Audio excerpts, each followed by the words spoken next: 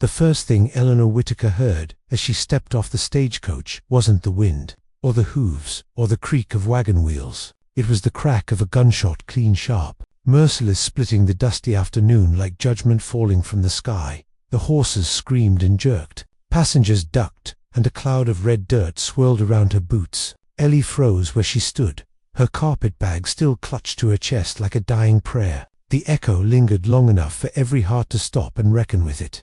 Then came the voice, dry as prairie sun, crude as a rusty blade. "That's how we welcome trouble here." Ellie lifted her gaze and saw him, Sheriff Abram Grant, leaning lazily against a porch post outside the saloon, the revolver still smoking in his hand. His badge caught the light, but his eyes held no lonely appetite. She refused to flinch. She wouldn't give him that. "I'm not here for trouble," Ellie said, voice cracked from miles of silence. "I'm here to work." The sheriff pushed off the post and sauntered toward her, slow, smug, hat tilted just enough to shadow his smirk. People peeked through warped shutters, but none stepped out, as if fear had long replaced their spines. "Funny thing about trouble," he said, kicking dust toward her skirt. "It always says the same damn line before it throws a match." He leaned close enough for her to smell tobacco and arrogance. "You were run out of Denver, Miss Whitaker. We heard the story, all of it." Her fingers tightened around the handle of her bag, nails digging into leather. She felt the weight of every cruel rumor pressing on her lungs, but she'd promised herself no more running. "I didn't come here to explain myself," she said softly. He smiled the way vultures smile when something stops breathing. "No need. This town's already decided." He raised the revolver again, not at her this time, but at the signpost beside her, Little Bone Creek Indian Territory, and fired a second shot. The bullet shattered the wood, inches from her head. Splinters rained like bitter snow. The sheriff spoke loud enough for the whole street to hear. "You're damaged goods, Whitaker. The kind no decent man wants, and no decent town needs." Laughter crept from a porch. Someone spat into the dirt, and the entire street suddenly smelled like judgment. Ellie wanted to scream, but her voice stayed trapped beneath pride and shame. Then a deeper voice cut through the tension like thunder rolling off dark mountains. "Funny, that's exactly the kind I'm willing to ride for." Heads turned, the street quieted, even the wind held its breath. A tall man on horseback emerged from behind the mercantile stallion, black as coal beneath him. His hair was raven dark, braided with red thread, his cheekbones carved by ancestry, not knife. He wore leather, feathers, and silence like armor. It was Talon Red Hawker Cherokee, rancher, known less for words and more for the rumors whispered after midnight. War, survivor, skilled tracker, horsebreaker, possible killer. He rode forward, slow but deliberate, stopping his stallion between Ellie and the sheriff. His eyes were the color of stormwater before it breaks unreadable.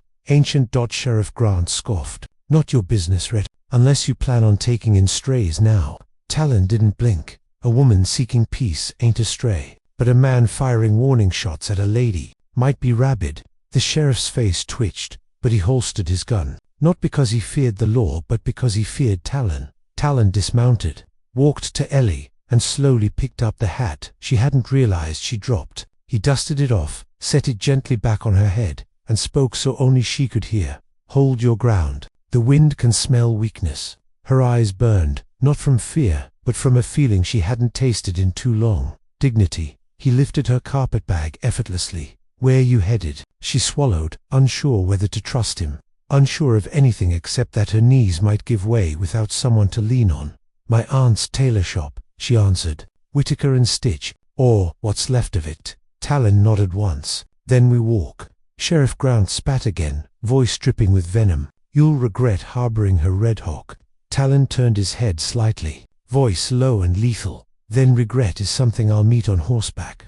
The sheriff backed away with a smirk, muttering, "This town don't forgive, Whitaker, and it don't forget." The walk through town as Talon walked alongside her. She felt every set of eyes slice into her like wind through torn cloth. Women clutched their children, men crossed their arms. Someone hissed whore. She kept her gaze forward, focusing on broken cobblestones and the sound of Talon's boots steady beside her. "You don't know me," she said quietly. "I don't need to," he replied. "Men with guns don't fire warnings at harmless women unless they fear what truth they carry." His words struck something deep, something she had forgotten about herself. Worth. When they reached the old Whitaker and Stitch building, the windows were dusty and half-boarded. The sign faded but still standing. Talon set down her bag and stepped back. "If you intend to stay, make it known," he said. "Buildings listen. Towns remember the brave."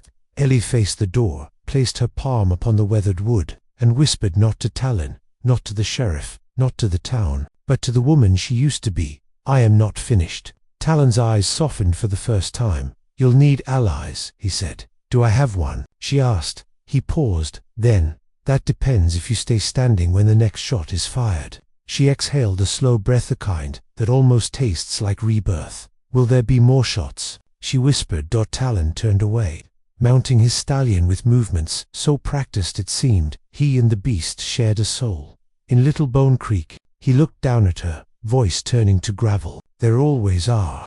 And then he rode away, leaving dust swirling round her hem, like ghost hands trying to pull her back where she came from. But Ellie didn't move. Not this time. Not again. She pushed open the door of her aunt's abandoned shop. "If I'm to be stitched back together, I'll need more than just a needle and thread."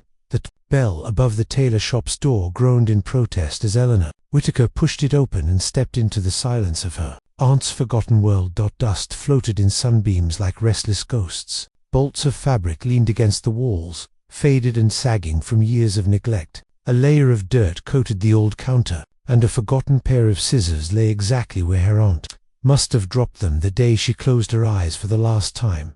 Ellie inhaled deeply. This was her now, this dust, this space, this silence. She could either drown in it or reshape it, so she rolled up her sleeves and started to work. By sundown, she'd scrubbed every window until the light came in clean, opened the back door to let the prairie wind sweep away the stale air, and wiped down every surface with water and vinegar that bit her hands raw. She tied her hair back with a torn strip of muslin and stood barefoot on the wooden floor. Her dress stuck to her back with sweat and stubbornness. She had not cried.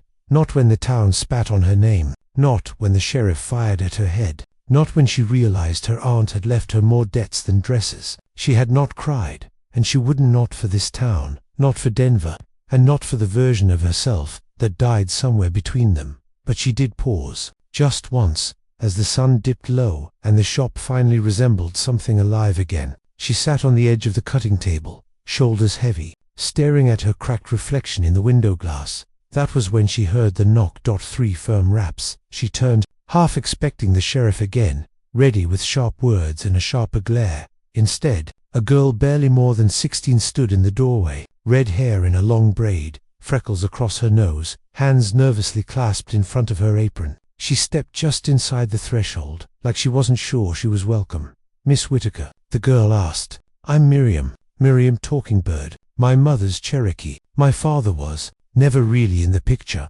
Ellie blinked, caught off guard by the gentle voice and direct honesty. I worked here before. For your aunt," Miriam continued. "Sewed buttons, did hems, sometimes delivered packages. I was hoping, if you're reopening, maybe I could stay on." The girl's words came in a tumble, soft but urgent, like she'd practiced them and was afraid to forget a single one. Ellie stood slowly, brushing off her skirt.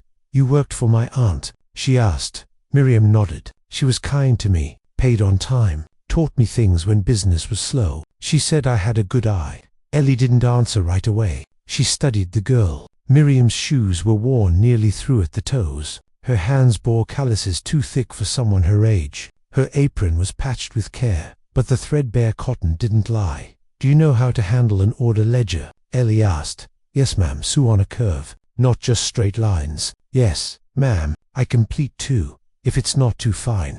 Ellie stepped aside, gestured her in. "I pay fair, not fast, and not until there's business again." "That's more than fair," Miriam said quickly, stepping fully into the room, her eyes widening as she took in the clean space. "You've done a lot in one day." "I've done what I could," Ellie said, managing a thin smile. "We'll do the rest together." As they began sorting the bolts of fabric, Ellie felt something ease inside her, a thread pulling tight but in the right direction. Miriam moved like someone used to silence, but with her hands, she spoke fluently, smoothing, measuring, stacking. The shop began to hum again, faintly, but unmistakably. By late morning the next day, the doorbell chimed again. Ellie turned, smoothing her skirt, prepared for another confrontation. Instead, a woman in a grey habit stepped inside, shoes dusty, sleeves rolled to her elbows, carrying a basket of tangled linens. "Sister Agnes Caldwell," the nun said briskly, "from St. Winifred's orphan house. We're in need of winter dresses for the girls. Nothing fancy, just warm and decent. 6 orders, if you can manage, and I can pay in coin, not charity." Ellie blinked. "Yes, sister, I'd be honored." Sister Agnes nodded once. "I've heard whispers, Miss Whitaker. I ignore them. Gossip is the coward's religion. If you do good work, that's all that matters." The nun turned to leave, then paused. "My girls could use a new example of dignity," she added over her shoulder. "You'd do well to give them that." When the door shut behind her, Ellie turned to Miriam, stunned. She saw you," Miriam said simply. "That's all." Ellie looked down at the list Sister Agnes had scribbled in looping cursive. 6 dresses, 6 chances, as she and Miriam measured, cut, and laid out patterns. Ellie realized how long it had been since her fingers had moved with purpose. Denver had taken that from her, the dignity of creation, the confidence of skill. But now, the fabric responded to her again, like an old friend had finally forgiven her absence. That night, as she cleaned up the scraps, a shadow passed by the front window. Ellie stilled. The knock came again, 3 taps, slower this time. When she opened the door, Talon Redhawk stood on the porch, hat in hand, eyes dark and unreadable in the moonlight. "Was riding by," he said. "Saw the lamps still on. Figured that meant progress." Ellie nodded. "We took our first order today. 6 dresses for the orphanage." "Good," Talon said. "The town'll notice." "Is that a warning or encouragement?" "Both," he replied. "Just don't expect them to clap for you yet. They'll test you first." Ellie crossed her arms, leaning against the doorframe. "I don't need applause. I need survival." Talon looked at her long, then gave a small nod. "You'll get more than that, I think," he said, "but only if you keep standing." He tipped his hat and turned to leave. "Talon," Ellie called softly. He turned. "Why are you helping me?" His jaw tightened. He looked away, toward the moonlit road. "Because I know what it's like to walk into a town and feel every eye wear your worth, and not find a single one offering mercy." Ellie didn't speak. She couldn't. He mounted his horse and disappeared into the night. She closed the door slowly, the echo of his words folding into her heart. "If I'm to be stitched back together, I'll need more than just a needle and thread." By the time Sunday morning rolled around, the town of Little Bone Creek woke to the sound of church bells and low conversation, most of it swirling around a name they'd thought they'd buried in whispers. Whitaker. Eleanor stood outside St. Winifred's orphan house, her hands full of carefully folded dresses wrapped in muslin and tied with string. Each stitch had been done in silence, every hem sewn with restraint and resolve. She hadn't made art, she'd made proof that she could still build something that mattered. Miriam trailed behind, carrying the rest of the bundles, her smile nervous but bright. The girls waiting on the porch squealed at the sight of the packages, and Sister Agnes met them at the door with a rare grin. "You're early," the nun said. "I'm desperate to be useful," Ellie replied honestly. Agnes looked at her hard for a moment, then nodded and opened the door wider. "Come in. Let's see what redemption looks like in cotton and thread." Inside, the girls twirled in their new dresses, the room humming with laughter. Ellie hadn't expected the joy to land so sharply. One girl ran up to her, eyes wide and voice shy. "I ain't never had a dress that wasn't from someone else," she whispered. "This one smells like wood and lavender, like it's mine." Ellie blinked back a tear. "It is yours." When she and Miriam stepped back outside, the sun had climbed high. The shop was just a few blocks away, but the path back felt heavier. People watched them, not with hatred, not entirely, but with hesitation, measuring, judging. What if they never forget Denver? Miriam asked quietly. "They will," Ellie said, "or they won't. Either way, I'm not leaving." But just as they reached the corner by the general store, a sharp voice cut through the street. "Well now, ain't this the little tailor and her pet half-breed?" They turned. Clayton Riggs. Tall, red-faced, and always one drink from cruelty. The sheriff's cousin. His boots were polished but his knuckles scabbed. 3 other men leaned on crates behind him, laughing without smiles. Miriam shrank back. Ellie didn't. "I don't believe we're acquainted," she said flatly. Riggs sneered. "Sure we are. Everyone knows the Denver whore. And now you got a squaw girl helping you peddle shame with buttons and bows." Miriam winced like she'd been struck. Ellie stepped in front of her. "Watch your mouth," he laughed. "Or what? You're gonna stitch me to death." He reached out suddenly, fast grabbing Ellie's arm, hard. Before she could react, a low whistle sliced the air, followed by a blur of movement. A horse reared, hooves struck dirt, and then Riggs was flat on the ground, his lips split, blood in the dust, and a boot pressed against his throat. Talon Redhawk stood above him. "I warned you once," he said coldly. "That was a gift."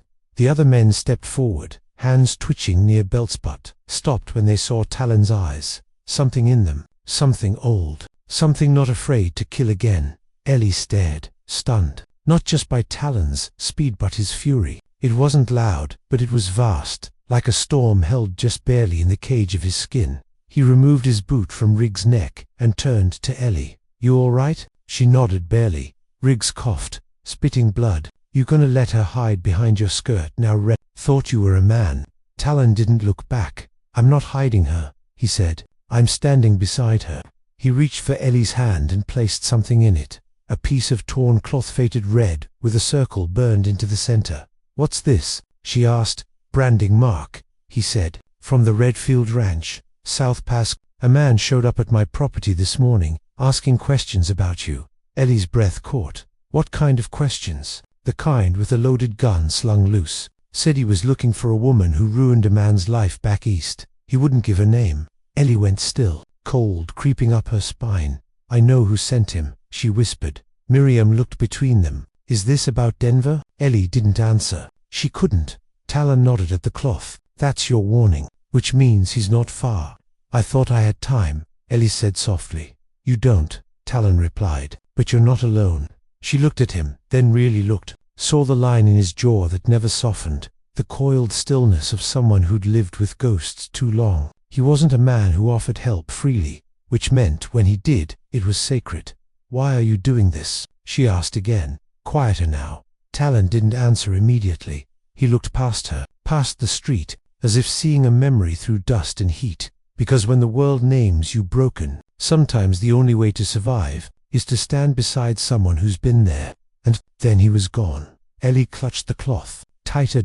Everything had changed again like that. The town was no longer the threat. Someone was coming. Someone who wanted her silenced, buried, forgotten. But she'd stood too long to fall quietly now. "If the past wants to come knocking," she whispered, "then I'll answer the damn door with my scissors sharpened." The wind came in sharp that morning, dry, with a bite that hinted at early frost. Eleanor stood at the work table, fingers stiff, eyes tracing the edge of a dress pattern she'd redrawn 3 times. The scissors lay untouched beside her. Something in her couldn't move, couldn't breathe right. The cloth Talon had given her still sat folded in the drawer beneath her hands, like a ticking clock. She'd heard nothing more about the man from Redfield Ranch, but she knew how men like that moved, quiet, with coin and vengeance, and patience enough to let fear rot a person from the inside out.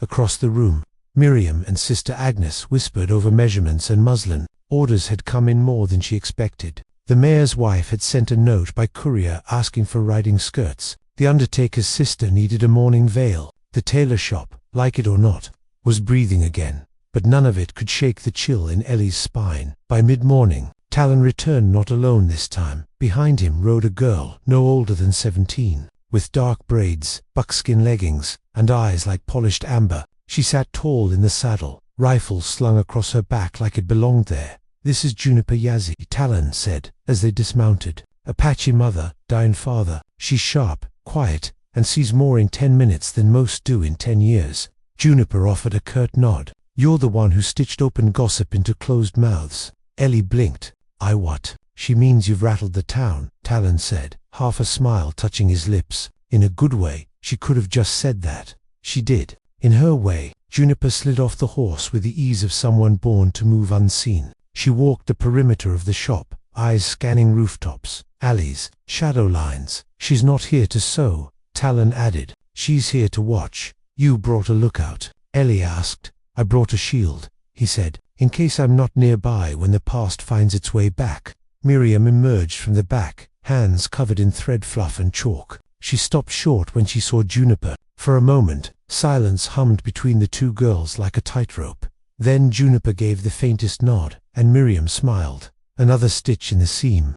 Miriam said. Juniper raised a brow. You always speak in metaphors. Only when I'm nervous, Miriam replied. Or hiding. Juniper stared a second longer, then stepped past her without a word, but her posture relaxed. Talon leaned close to Ellie, lowering his voice. She stayed 2 days, maybe more, if needed, but only if you ask her. Ellie turned, meeting Juniper's eyes across the room. I'd like you to stay, she said simply. Juniper gave no answer, but she didn't leave. That night, Ellie sat on the porch of the shop long after the lamps were out. Talon had gone. Miriam slept upstairs. Juniper sat cross-legged on the roof, eyes like a hawk's, rifle resting across her lap. Ellie spoke, without looking up. Do you believe people ever really forget what's been done to them? Juniper didn't answer immediately. Then, softly, she said, no. Ellie exhaled. But, Juniper added, sometimes they stop bleeding. That's not forgetting, that's surviving. Ellie turned the words over in her mind. Behind her, the shop whispered in its sleep. Wood creaked. Thread spools settled. Old ghosts curled around the floorboards and sighed. In the distance, a coyote cried. The next morning, they woke to find the front door ajar. Not broken, not forced, just open. Juniper dropped from the roof like a shadow and swept inside first. Ellie followed close behind. Nothing was missing, but everything had been touched. Fabric rolls had been unrolled, sliced down the center. The cash drawer, empty to begin with, lay wide open. The dress patterns for the mayor's wife were gone. On the worktable sat a single, sewing needle, pierced through the heart of a dead jackrabbit. Its eyes had been sewn shut. Miriam gasped behind her. What kind of person? Someone who wants to unmake what we're building, Ellie said.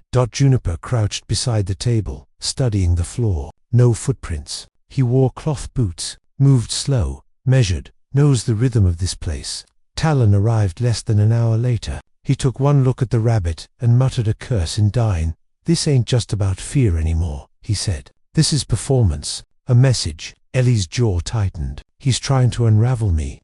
Talon met her gaze. Is it working? She didn't answer.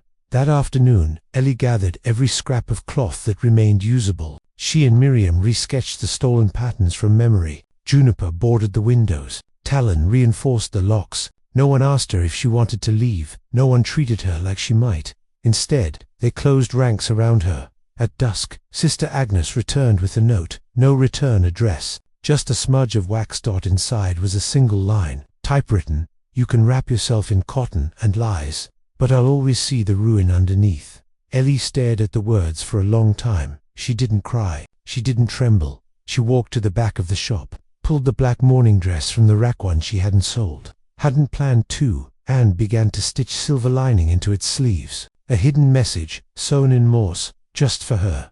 I am not what you remember. Juniper watched from across the room. Quiet. Miriam brought tea. Talon stood by the door, revolver at his hip, and still. Ellie sewed. If he wants to unmake me, she whispered, more to herself than anyone else. He better pray I don't finish stitching first. The next morning brought rain, soft at first, then steady and cold. It muted the town in a grey hush, turning dirt to slick clay and footsteps into whispers. Inside the shop, Eleanor lit every lamp, as though light alone could keep whatever hunted her at bay. She worked in silence, stitching into the hem of the black dress she'd begun the night before. Each silver thread was a sentence, each fold a rebuke. The rain tapped against the windows in rhythm with her needle. The storm outside felt almost merciful. It made the world small and close, like the walls of a womb before birth or battle. Juniper sat near the stove, sharpening her knife without looking up. Miriam scribbled notes into a ledger, numbers she didn't need to track, but kept to feel useful. They all moved carefully, as if the wrong step might set something off, something they couldn't unstep away from. Then Talon arrived, but not alone. Behind him stood a man soaked to the bone, wearing a wide-brimmed hat and a coat heavy with travel. He had the lean, quiet look of someone used to watching things die. His right leg dragged slightly, and when he pulled off his hat, rainwater spilled down the scar carved across his temple. Ellie. Talon said, "This is Sheriff Arlen Pike, from Three Pines." Ellie's breath caught. She hadn't heard that town name in 3 years. Pike gave her a nod. "Ma'am, you came a long way," Ellie said, voice calm despite her pulse. He looked around the shop. then back to her. Not long enough to miss what's following you. Did someone send you? He paused. Then, yes, but I didn't come for them. Ellie narrowed her eyes. Then why? Pike's gaze settled on her like a weight. Because I was there, in Denver. That courtroom. Juniper's hand went to her belt. Miriam stood. Ellie didn't flinch. Then you know what they said? I know what they said, Pike replied. I also know what I saw. Talon crossed his arms. And what was that? Pike looked at Eleanor. I saw a woman too proud to beg, too honest to lie, and too dangerous to let live free. Not because she was guilty, because she saw the wrong man fall. Silence filled the room like thunder before lightning. Ellie spoke low. Why are you really here? Pike removed a folded letter from inside his coat. Because the man who sent that jackrabbit, he's not finished. He's got friends, money, and more than one gun on retainer. He's coming to end you, Ellie. Not scare you. End you. Juniper took the letter, scanned it with quick eyes, then nodded once. It's coded. Orders to move west. Then wait. Someone's paying to keep her movements watched. Ellie clenched her jaw. How much do I cost these days? No price on you, Pike said grimly, but a bounty on anyone who helps you. That's why I came ahead before others could follow. Talon stepped forward, voice hard. If you think she'll leave this town like a ghost, think again. I don't, Pike said. That's why I came to stay. To stand. Ellie stared at him, uncertain. Pike looked older than she remembered, more tired, but there was something honest in his eyes. The kind of honesty that came after being wrong for too long. 3 years ago, I didn't speak up, he said quietly. I watched you hang alone. I won't do that again. Ellie swallowed hard. Juniper handed back the letter. We have a name now, Miriam whispered. Then we have a target. Pike shook his head. This ain't revenge. It's survival. There's more than one man out there looking for blood, and only one road in and out of this valley. You need to decide now, run, or dig in. Ellie walked to the window. Rain still fell, but behind the clouds, the sky was lightning. She could leave, disappear again. New name, new town. Try to outpace the past, but that had never worked. She turned back to them, hands steady. We dig. The others nodded. Talon, Juniper, Miriam, and finally, Pike. Then we better start now, Talon said. All that day, they worked. Juniper scouted the hills beyond town, mapping ridgelines and blind turns. Pike taught Miriam how to reload a Colt.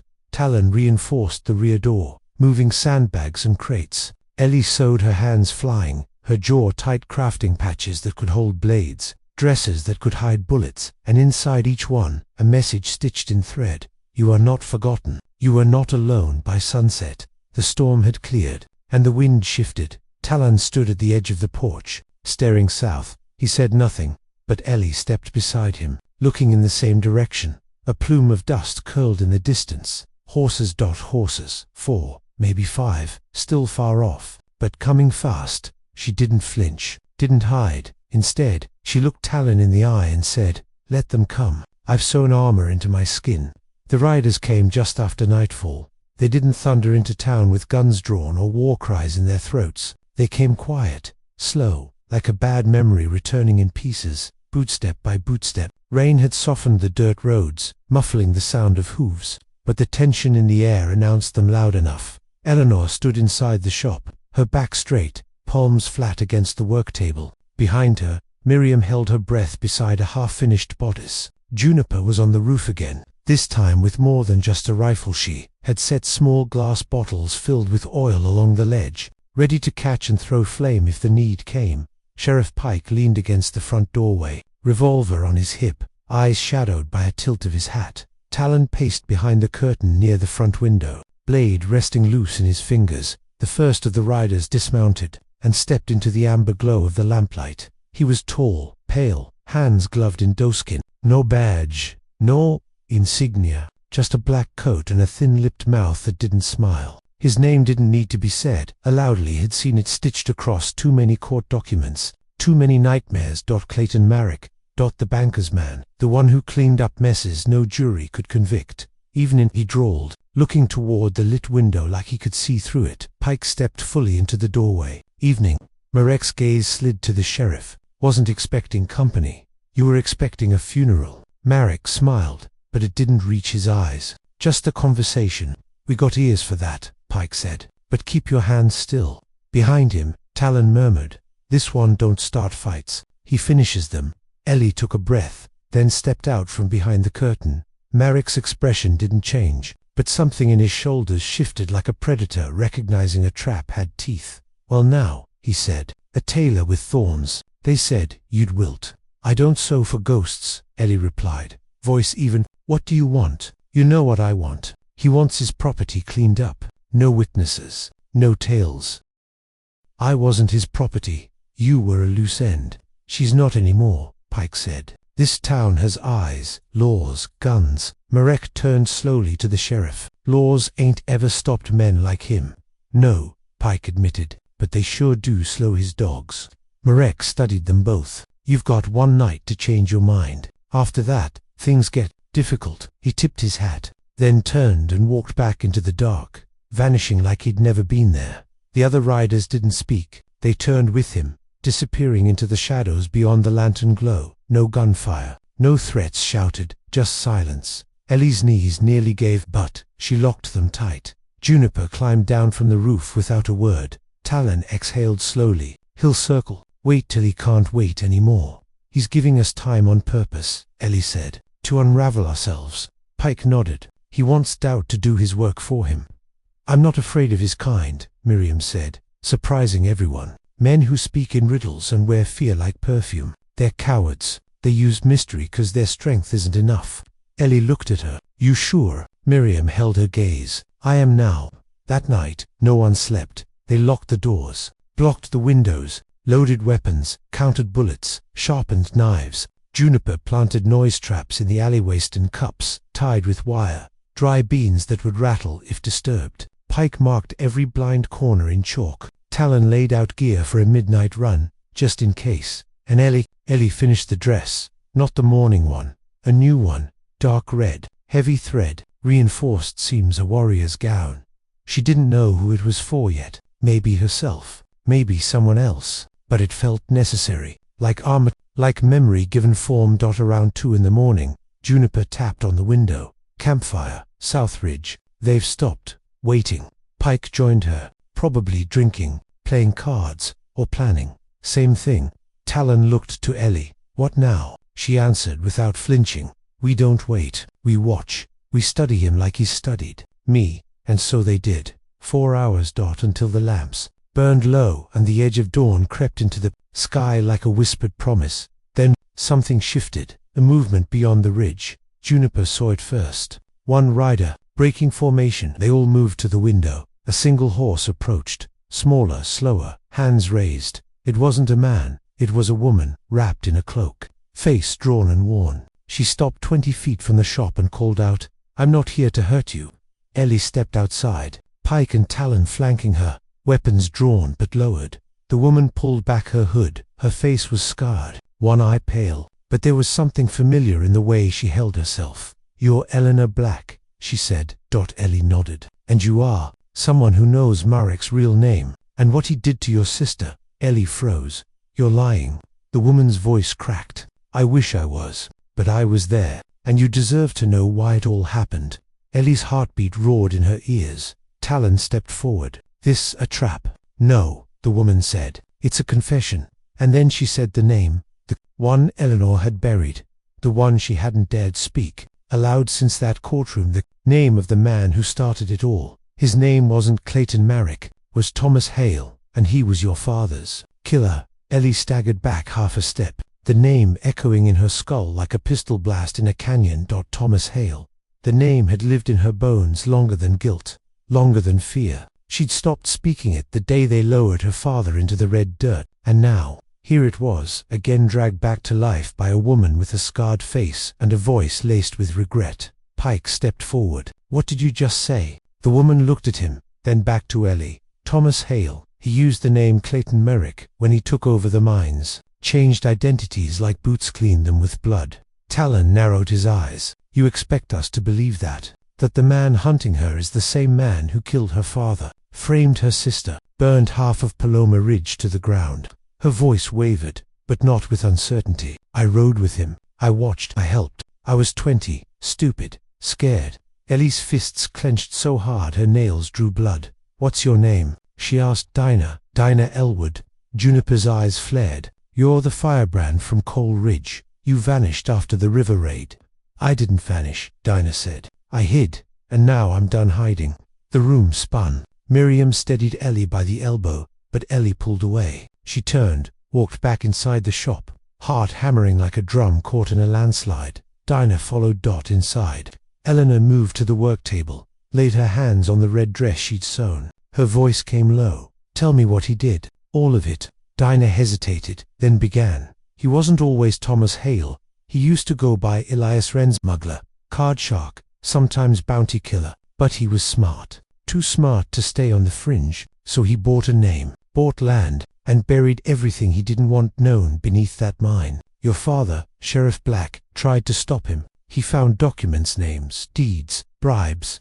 Ellie whispered. "I remember. He made me swear I'd never opened the lockbox in the cellar." Dinah nodded. "He was getting ready to bring it all to trial. And that's when Hal came to Paloma Ridge, brought fire with him, paid the right men, scared the rest. When the sheriff refused to back, Hallie made it look like an accident. Then he silenced Ruth." Ellie's breath hitched. Her sister's face burned into memory, flashed behind her eyes. "She never said anything," Ellie murmured. "She just stopped talking, started locking every window." "She was raped," Dinah said, voice breaking. "I didn't stop it. I didn't stop any of it." Pike gritted his teeth, fists white at his sides. "And now, he's here, coming to finish what he started." "No," Ellie said slowly. "He's not just here for me." Everyone turned. Ellie looked at each of them. "He's here because I'm the last one left who knows the truth. And if we don't burn it into the world ourselves, no one else ever will." Juniper leaned on the windowsill, scanning the dark horizon. "What's in that lockbox, Ellie?" "Evidence," she said, "and names, maybe even money trails. But it's buried beneath the shop, beneath my father's old cellar." Talon moved toward the back. "I'll dig." Pike looked at Dinah. "If you're lying, I'll be the one that ends you." "I know," she said, "but I'm not." The next hours were a blur of urgency and dirt. Talon unearthed the cellar hatch behind the workroom, pried up the old boards, and dropped down into the cold. Dust thick as grief coated every surface. He found the lockbox under a loose stone slab. It was heavy, iron-clad, and locked. Ellie climbed down with a lantern, took the key from her father's old sewing chest, and opened it with shaking hands. Inside were dozens of folded pages, ledger sheets, deed, transfers, official court stamps, some signed, others blank. At the very bottom, an envelope. She opened it. Inside was a photograph. It was old, faded, but clear enough to show Thomas Hale back then. Elias Wren standing beside a corpse in deputy's uniform. The corpse was her father. In the back, a shadowy figure watched, face turned just enough to catch the lamplight. Dinah. Ellie looked at her. "You were there." I held the lantern. Ellie exhaled. They climbed out of the cellar, files in hand. Miriam spread them across the table, her sharp eyes scanning numbers and notations. "This connects him to the railroad bribes," she said, "and the judge in Abilene. If we get this to a real court, no court will take it." Pike cut in. "Not out here. He owns half of them." Ellie nodded slowly. "Then we take it to the press. We print every page. We let the people decide." Dinah asked, "And what if they don't believe you?" Ellie reached for her revolver. "Then we'll make M listen." Juniper grinned. "Now that's the woman I heard stories about." Outside, the wind howled against the boards. Ellie stepped to the porch, eyes searching the tree line. The fire from the riders' camp was gone. Pike joined her. "They're moving." "I know. What's your play, Black?" She turned to him. "They think they're hunting a broken name. But I'm not just a name anymore. I'm the story they tried to bury." And then came the sound. A match struck in the dark. A fire lit. Closer now. Too close. They don't know it yet, but this time, I'm the one writing the ending. Smoke curled through the early dawn like a warning whispered by the wind. They were coming. Not like before, not slow, not silent. This time it was thunder, hooves pounding dirt, spurs rattling steel. It wasn't just a hunt anymore. It was a siege. Ellie stood in the center of the tailor shop, her red dress now cinched and buttoned like armor. Her revolver hung at her hip. Her hair was braided back tight. The files from her father's lockbox were stacked in a leather satchel on the counter. Talon pulled down the shades and locked every bolt. "There's 6 of them," he muttered, riding hard. Juniper climbed back down from the roof. They've got rifles, saddlebags full, look ready to campfire. Destroyed. Miriam, calm but pale, turned from the sewing machine where she'd just stitched a secret lining into the satchel. If they want blood, she said, they're not hiding it. Dinah sat near the back, staring at her hands. Her gloves were off. The scars on her palms looked like roads that led nowhere. Ellie moved toward the back room, where the cellar hatch still hung open. We need a way out. There's a tunnel, Pike said, back in the old foundation. Narrow, leads to the dry creek bed. You sure? Helped build it. Was meant for flood runoff, but it'll serve. Ellie nodded. We get the papers out. Get them to the next town print shop in Marlow. I know the editor. Pike crossed his arms. You'll need someone fast. Talon, Ellie said without hesitation. He knows the back trails. Talon gave her a dry smirk. Thought you'd never ask. I'll go with him, Miriam said. He runs so I've hidden things in hems that would fool the Pinkerton. Dinah stood. I'll stay. Juniper raised an eyebrow. After all that talk of redemption, I stay, Dinah said again. Steady now. He won't expect it. He thinks I'm long gone, not standing in your shadow with a loaded pistol and regrets sharp enough to cut bone. Ellie watched her for a long beat, then nodded. Outside, the hoofbeats stopped. Dead quiet. Juniper whispered, they're dismounting. Pike pulled his rifle. We stall talk, draw them in just long enough. Ellie slipped the satchel into Talon's hands. Ride fast. Cut south around Miller's Ridge. Avoid the canyon. He'll expect that. Talon looked her in the eye. You sure about this? No, she said, but have never been more certain. He nodded once, then pulled Miriam by the hand toward the tunnel. Moments later, Ellie, Juniper, Pike, and Dinah stood in silence, listening to the floor creak beneath the weight of what was coming. The first knock on the door was polite. 3 soft raps. Almost gentlemanly.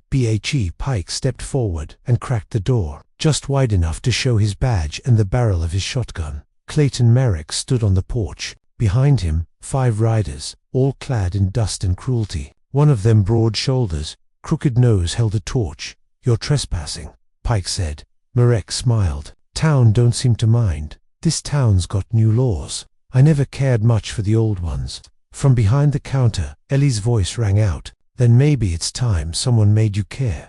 Merrick's smile didn't falter. Miss Black, it's been a long time. Not long enough. I came for what's mine. You came for what you think is yours. Same thing. Ellie stepped into view. You don't scare me anymore, Hal. His eyes flickered. Just a second. Dinah stepped beside her. You should listen. Because we've seen your face. Your real one. Juniper cocked her rifle. And we've got the receipts to prove it.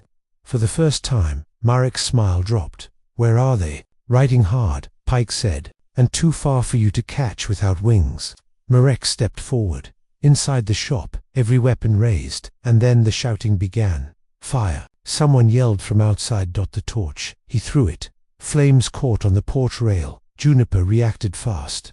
Barrel out the window, firing once, twice. One rider dropped, the others scattered. Pike yanked the door wide open and started shooting. Dinah ran for the back to grab the water buckets. Ellie covered her, firing through a cracked window. Smoke thickened, screams echoed in the alley. Juniper ducked behind the far table, clipped by a shot that shattered the glass. They're trying to push us out, she growled. Burn us down, or drag us into the street. Ellie kicked over a table for cover. Let them try. Dinah came back with water, dousing the porch before the flames could reach the roof. She was coughing, her face streaked with soot, but her aim never wavered. Outside, Merrick screamed, "Find the girl, find the damn papers." But he was too late. Far across the hills, Talon and Miriam were already galloping hard, wind tearing at their coats, the satchel safe between them. Inside the shop, the last of the fire died out under Pike's boots. Ellie stepped over a body in the doorway. RELOADING. Juniper stood, bleeding but grinning. They didn't get what they came for, Ellie said. Breathless. No, Juniper said, but we've still got one problem, which is, they're not running, they're regrouping. And sure enough, outside, Merrick hadn't fled. He stood at the edge of the porch, blood on his coat, staring at Ellie like he was just beginning to understand who she truly was. If he wants to finish this, Ellie said coldly, then you'd better dig 2 graves. The dead was still cooling on the street when Pike closed the shop door and braced his weight against it. Merrick, and what was left of his hired guns, had fallen back. regrouping in the boarding house 2 buildings down. From the front window, Juniper watched the shadows flit past the shutters. They weren't retreating, they were recalibrating. Inside, the air was heavy with gunpowder, smoke, and a silence thick enough to choke on. Ellie reloaded in steady rhythm, each click of the cylinder a declaration. Her dress was torn at the sleeve, dark with blood. Juniper's, not hers. Pike had taken a graze to the arm but wrapped it without a word. Dinah's hands were raw from carrying buckets, from dragging a wounded man, one of Marek's riders, into the street and leaving him to choke on his own breath. "They'll come back," Pike muttered, "and they'll come meaner." Juniper limped over, favoring her left leg. "We need higher ground." Ellie shook her head. "We can't hold them from up high, not with that many windows exposed. They'll pick us off one by one. We draw them somewhere tighter," Dinah offered, "where numbers don't mean shit." Ellie nodded slowly. "The old church," Pike frowned. "That place is half collapsed." "All the better," Ellie replied. "Only 2 ways in, plenty of stone cover, and confession booths if we feel like asking forgiveness." Juniper cracked a grin. "Ain't nobody walking into that place clean." Ellie turned to Pike. "We'll split up. Dinah and I go first. Set traps. You and Juniper loop wide. Make them think we're retreating north. And when they follow, we circle back. Ambush them between the fence line and the churchyard." Pike looked at her hard. "You sure about this?" "No," she said again, "but it's the only play we've got left." They moved quickly. Ellie and Dinah snuck out the back, hugging the alley's shadow. The town was dead quiet. Now stores shuttered, doors bolted, windows closed like eyes in mourning. Even the wind had stopped. By the time they reached the crumbling shell of the old church, the sun was dipping low, spilling copper light across the warped steeple. The bell had long since fallen, rusting in the weeds behind the building, but the pews still stood, some upright, some tilted. The altar was cracked in half. "It's perfect," Ellie said. Dinah was already stringing wire across the entryway. She moved like someone who'd done this before, and she had, during the war, during Denver, during all the nights she'd stayed one step ahead of hell. They set tripwires at the rear doors, nailed planks to funnel foot traffic, poured kerosene near the broken window frames. When it was done, they crouched behind the altar, breath even, guns ready. Outside hooves echoed again. Not many this time, maybe 3 or 4. "They're probing," Dinah whispered, "sending the stupid ones in first." Ellie didn't blink. "Let them." Meanwhile, Juniper and Pike had circled back behind the livery stable, firelight from the boarding house flickering in their peripherals. "Think Marek knows," Juniper whispered. "He suspects," Pike replied, "but knowing ain't the same as believing." Pike looked older in the dusk, worn down by time and regret. Juniper, despite the wound, was sharp, her eyes scanning the rooflines. They both carried the weight of the cause like people who didn't believe in second chances, but fought anyway. They lit a signal fire in the trough near the saloon. Distraction. It worked. 3 riders burst from the boarding house, galloping toward the blaze. Marek wasn't among them. Back in the church, Ellie felt the ground tremble with their approach. She nodded to Dinah, who struck a match. The trap was lit. The first rider crashed through the front doors. His horse panicked by the sudden burst of fire. The tripwire caught his leg. He went down screaming. Another stumbled through the rear entrance, only to take a bullet from Ellie between the eyes. Dinah fired twice more, fast, no hesitation. When the smoke cleared, 4 bodies smoldered on the floorboards. Ellie exhaled. "That's 2 less at our backs." Dinah stared at the flames, her face blank. "He's not with them." "No, he's smarter than that." "Then where is he?" The answer came in the form of a single shot, not inside the church but far off, toward the ridge. Ellie's head snapped, toward the sound. The tunnel. They figured it out. Ellie bolted from the church. Dinah closed behind. They ran through the alleys, dodging smoke and flame, cutting through the fence line, past the graveyard, through the clearing. Then Ellie saw him. Marek, standing on the hill above the old creek bed. Talon lay at his feet, blood on his temple, unmoving. Miriam stood nearby, hands tied, a gun pressed to her chest. The satchel was in Marek's hand. Ellie stopped cold. Dinah raised her revolver, but Marek called out, "Don't!" His voice cut across the distance. "One more step, and the girl dies." Ellie lowered her weapon but didn't move. Marek grinned, like he'd already won. "Thought you could run, Ellie? Thought you could hide truth behind thread and sympathy?" He opened the satchel and pulled the papers free. He held them over a lantern. "I burn this. You lose everything." Ellie stepped forward. Burn it. It won't matter. He blinked. Because by the time your bones rot in that field, your name will already be in print. Across every town west of the divide. He hesitated. Pike and Juniper emerged from the trees behind Merrick's, guns raised. Drop it, Pike said. But Merrick turned wild, gun twitching toward Miriam, and that's when Ellie fired. Her bullet caught him in the shoulder enough to spin him, not enough to kill. Juniper fired next. Then Dinah. Merrick fell. Papers scattered in the wind. Ellie ran to Talon still breathing. Pike untied Miriam, who collapsed into Juniper's arms. Ellie picked up the satchel, clutching it to her chest. We get this to Marlowe, she said, voice low, hard. We end this. Pike looked at Merrick's bleeding form. What about him? Ellie stared down at the man who'd haunted her. For years she didn't speak, but her silence said everything. He dies forgotten, but my name will live where his fear never reached.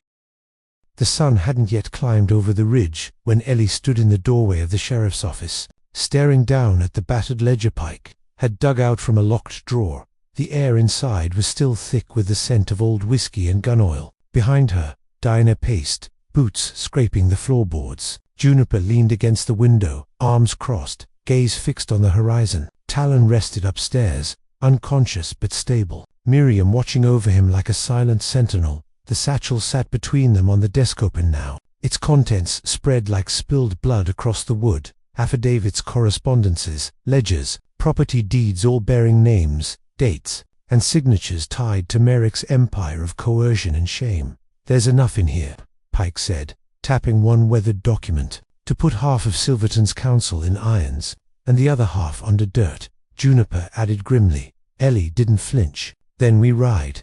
Pike straightened. The train leaves at noon, only runs twice a week. If we miss it, we don't get another shot till Monday. That's too long, Dinah said. Merrick's not the end. He's the mouthpiece, which means someone's already planning how to silence the fallout. Ellie said, folding one letter back into the satchel. We need that editor, Marlowe, and we need her to see the truth before it disappears again. Juniper grabbed her coat. I'll prep the horses. They rode in shifts, cutting through the canyon trails to make time. Ellie and Dinah rode up front, Pike and Juniper flanking. They kept off the main roads, trusting instinct over maps. The terrain was rough, narrow ridges, steep descents, icy patches that tested every hoof and tendon. By dusk, they reached the outskirts of Crest Ridge. It was smaller than Willow Creek, but sharper somehow, streets neater, buildings newer, people watching from behind curtained windows with a suspicion honed by wealth and rumor. The telegraph lines buzzed overhead. The press office stood at the end of Main Street, a brick building with large glass windows and a rusted sign that read, Crestridge Independent. Ellie dismounted and glanced back at Dinah. This is it. They entered as a unit. The inside smelled of ink and iron. Type blocks sat in rows like soldiers waiting for war. A woman stood at the press table, sleeves rolled, a smear of ink across her cheek. She looked up, grey eyes sharp behind wireframe glasses. You're not from here, she said flatly. Ellie stepped forward. My name is Ellie Serrano. I have proof of crimes that run through this territory like veins of rot. The woman raised an eyebrow. Proof. Ellie placed the satchel on the table. The editor opened it slowly, pulling out one document, then another. Her brow furrowed, then lifted. My name's Ada Marlowe, she finally said, voice quieter now. And if this is real, I'm about to print the most dangerous issue of my life. Pike locked the door behind them. You'll have protection, he said. Marlowe scoffed. I publish truth, not propaganda. Protection makes it look like I have something to hide. Dinah stepped beside her. You do have something to hide. For now, until it's too big to bury. They worked through the night. Ellie and Ada compiled timelines, corroborated signatures, traced Merrick's connections back to a trail of forged property, seizures, and false accusations spanning 5 towns. Juniper sat near the window with a rifle on her lap. Pike rewired the locks. Dinah took stock of escape routes. At dawn, the presses rolled. The sound was thunderous iron teeth biting ink into paper. The front page screamed in bold letters, L-A-N-D, lies, and blood, the shadow that feeds on the west. By noon, copies were everywhere, tacked to fences, slipped into saloon doors, pinned to church pews. Townsfolk stopped mid-step to read. Whispers turned into open talk. and talk turned into questions. Then the marshal arrived, a polished man in a dark coat, with gold trim and sharp eyes. 2 deputies behind him. He walked straight into the press office without knocking. "Marlowe," he said coolly, "care to explain this slander?" She didn't rise from her desk. "It's not slander if it's true." He turned his gaze to Ellie. "You, the woman from Willow Creek." "I am. You're stirring trouble that doesn't belong to you." Ellie rose. "It belongs to everyone Marek destroyed. I'm just the only one still breathing who remembers their names." The marshal's eyes narrowed. "You should leave. Now." "No," Ada said, standing beside Ellie. "She stays. This is her truth. And mine now too." The standoff thickened. Pike tensed. Dinah's hand crept to her hip, but the marshal simply nodded once and turned away. "For your sake," he said at the door, "I hope your ink's thicker than blood." When he was gone, the silence lingered. "Print again tomorrow," Ellie said. Ada looked at her. "I already started the next run."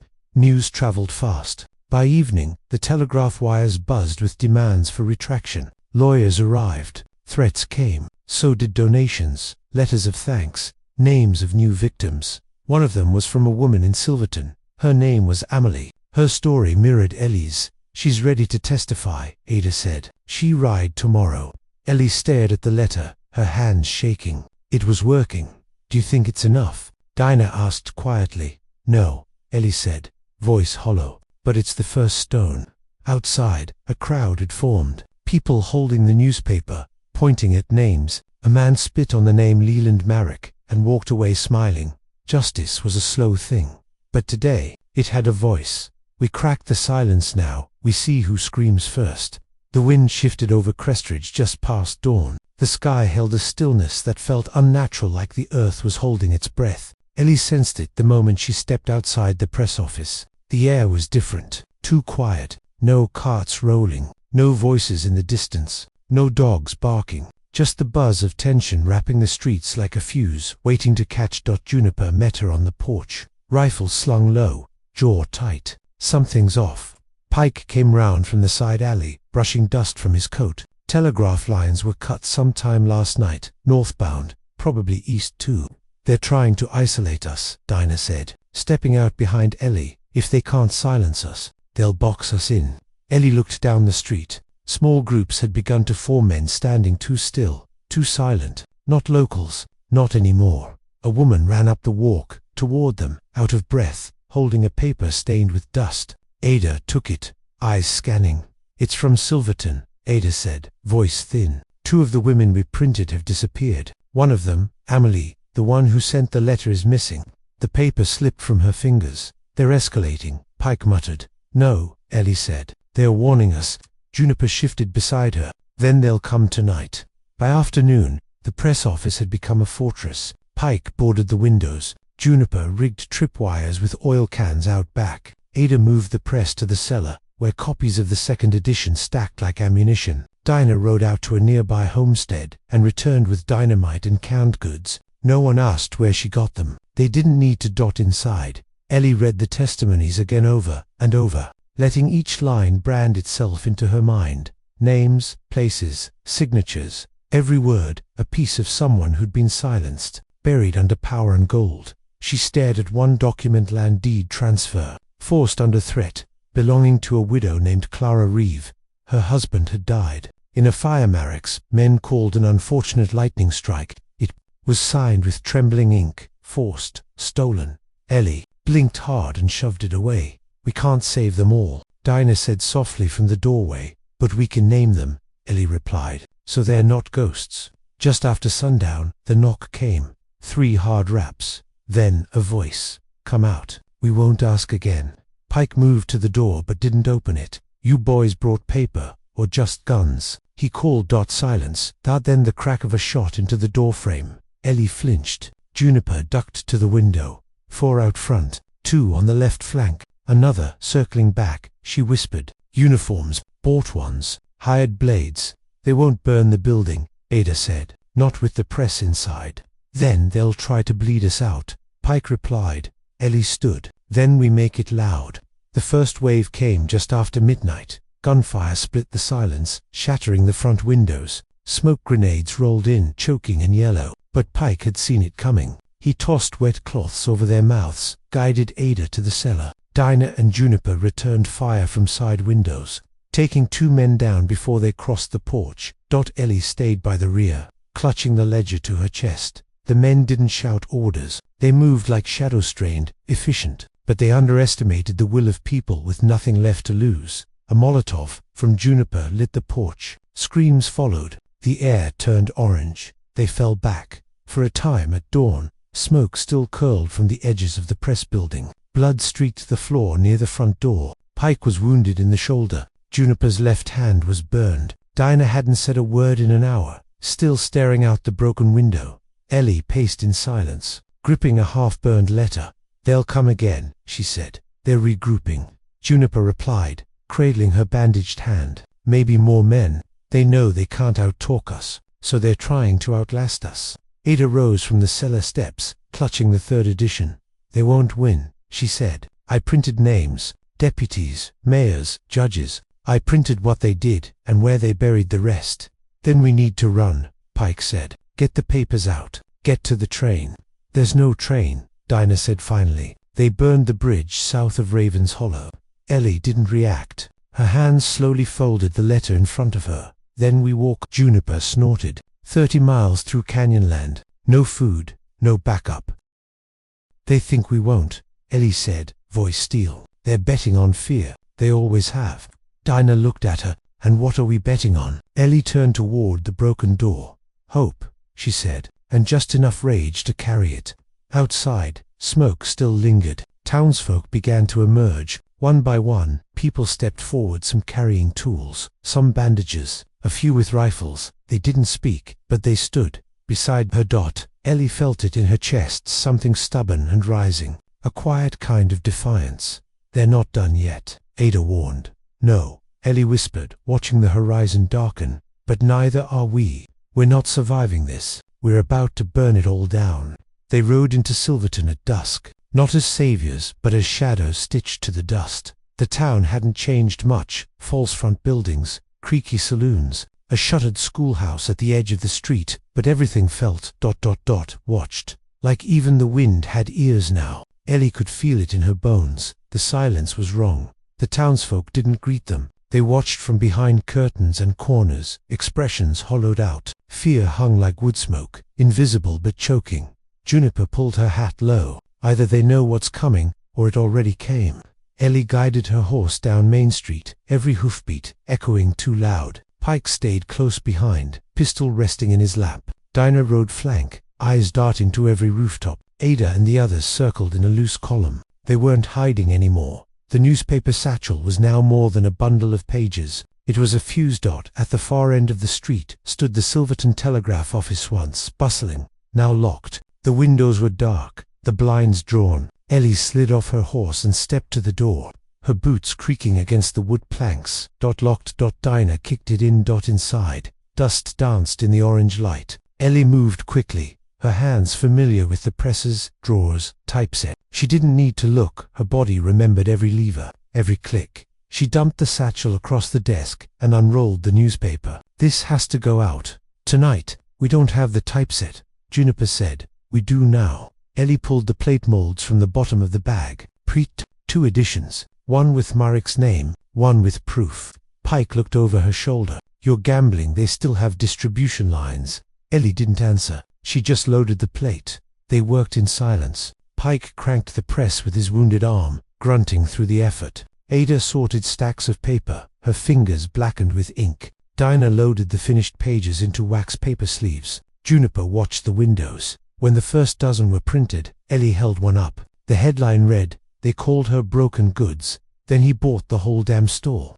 Underneath, a blistering expose: names, crimes, dates, Merrick's operations, the killings, the bribes, the truth, printed in black and red. "It's real now," Pike whispered. "Too real." Ellie nodded. "We ride before morning, distribute by hand, door to door, camp to camp."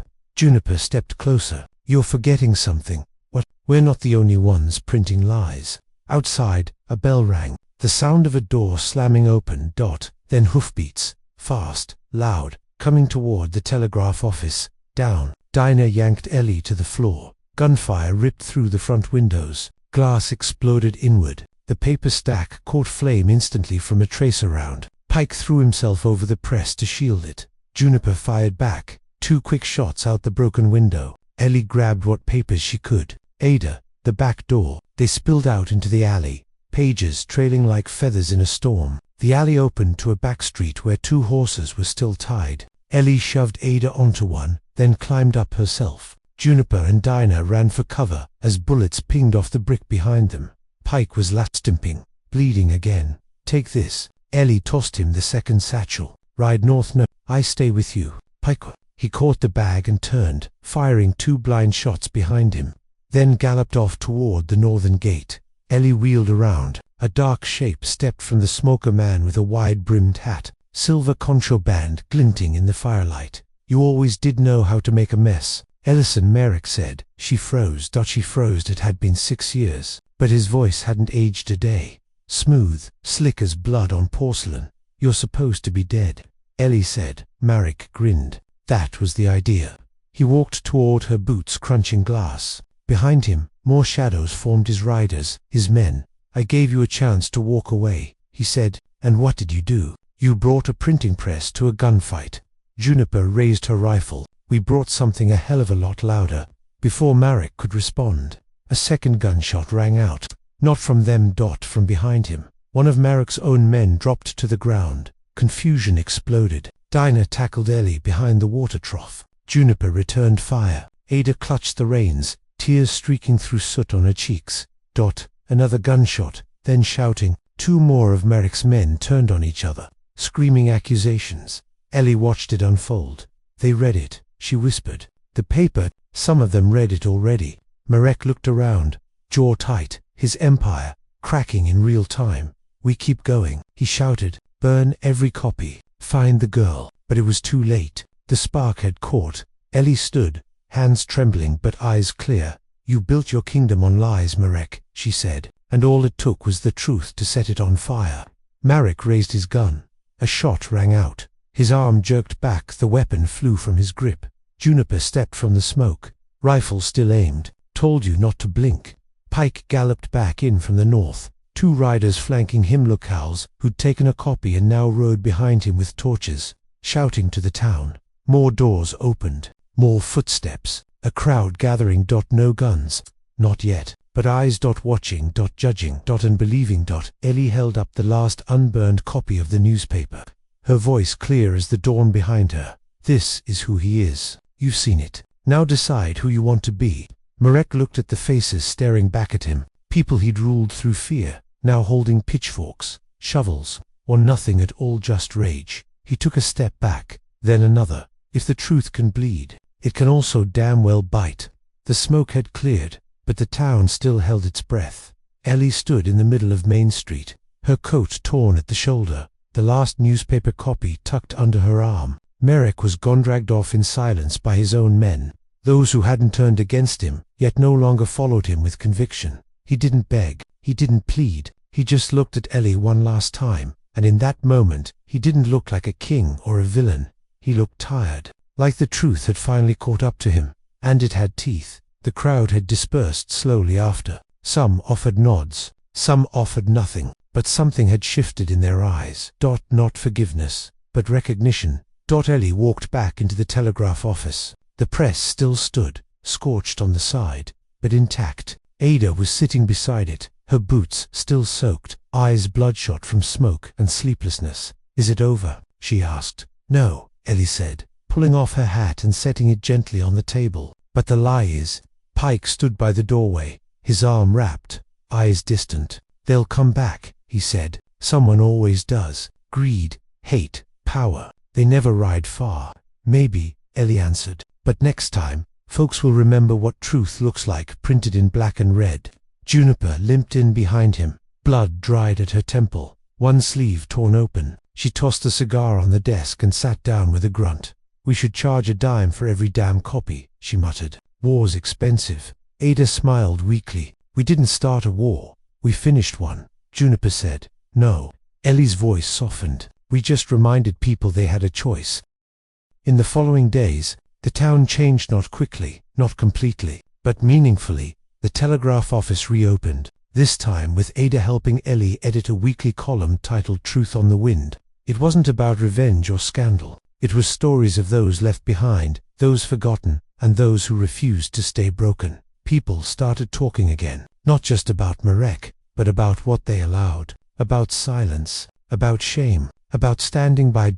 The old sheriff's badge stayed on its hook, untouched.